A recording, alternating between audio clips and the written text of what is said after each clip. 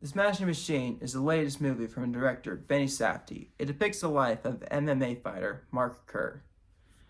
And I would say this is definitely an interesting movie, as this is the first movie Benny Safdie has done without his brother Josh. And I don't know, from what I get from this movie, this feels like it might be a little similar to when the Coen brothers split up. As in, one kind of goes for more, I guess, auteur vision, and the other goes for more kind of underground, weird movies that are made for a certain clique. I think Benny Safdie is the latter. Sad, which I don't want to make it sound like I don't like Ethan Coen's movies. They are, I do enjoy them, but I don't know if but they're definitely not made for everyone. I don't think this movie is going to be made for everyone either. As it definitely goes not the typical way I feel like people would want this movie to kind of go. Like, it's very much feels like a documentary as opposed to a movie. A lot of the in the cinematography, a lot of the dialogue, in the score.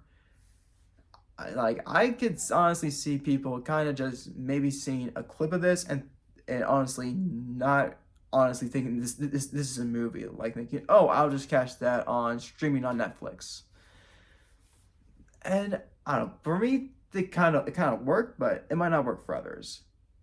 And also going on to going on to performances, Dwayne Johnson definitely gives probably his best performance, but that's not really saying much as he's virtually played himself his entire life. But he is honestly pretty good in this. There's some stuff I think some people might not really get into with his performance, particularly how it definitely avoids showing him when he cries, which I think was more done to kind of highlight the I guess the isolation of the character, kind of show that his fear of showing vulnerability around those he loves. Because I don't know, I feel like this definitely highlighted in the final scene where essentially we do finally see him show basically emotion after he loses a fight, which before we don't really see that. Which I think, honestly, that did kind of push me over to liking the performance. And for other performances, I would say the highlights, some other good ones are Emily Blunt, who plays his girlfriend Dawn, who I'm gonna say Emily Blunt I think did a really great job with this one, since this is a character who so easily could have turned out so bad. Like, this is a very toxic and manipulative character who could have been so annoying. But Emily Blunt definitely makes the character feel more layered than she probably actually is. And I'd say that also kind of leads into maybe a negative difference from the movie is probably the script. As in, it is very repetitive at times, particularly with Dawn and Mark. Like, I think there's like 5 different fights in this movie, which you may think, oh, 5 different fights. Like, and that's honestly most of what we just see with them as a couple is just them fighting. So some people might just think, oh, this is so boring and repetitive. I've seen this already, which I think they maybe could have edited out like at least one of the fights, because honestly, there didn't need to be this many. You could have cut out one, and it wouldn't really impact the story that much.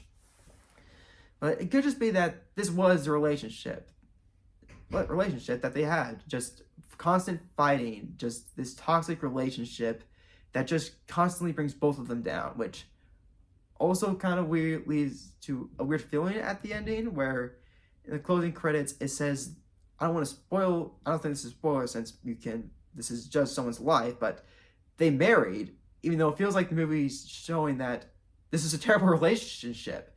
It's trying to show like it's a good thing. Like, okay, I think we missed some things here. Yeah, I don't know. Like, that's probably gonna be the big thing that holds people back from liking it. Probably the relationship between Dawn and Mark, and some of the repetition nature of it. But honestly, some other bonus pluses I do have for the movie are its score. It's not a whole lot, but I think it really does really highlights the anxiety and almost stress you would have just being in these fights. I do wish there was a lot more of it.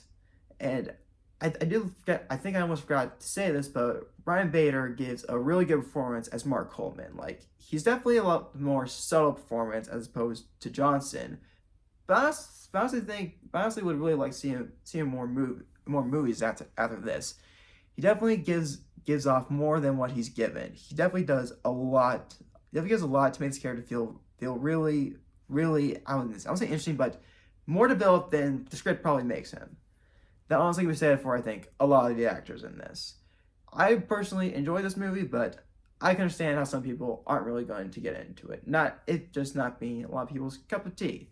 I think it will find an audience, but I do think majority of people might not really get into it.